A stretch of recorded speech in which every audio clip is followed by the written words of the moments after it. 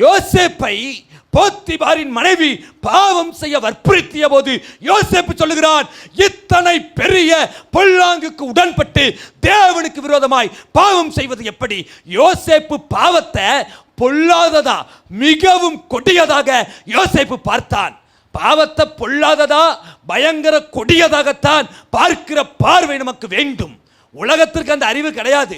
ஆகையினாலே தான் உலகம் சுப்ரீம் கோர்ட் 377வது சட்டப்பிரிவை ரத்து செய்து ஓரின சேர்க்கை குற்றமில்லை என்று சொல்கிறார்.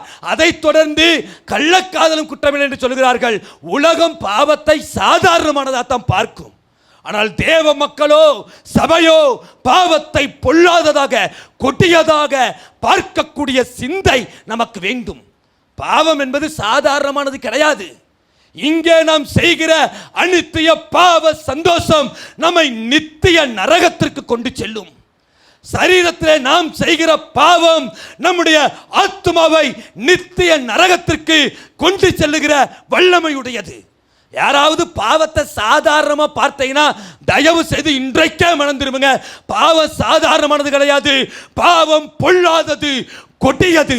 இன்றைக்கே மனம் திரும்புங்கள்.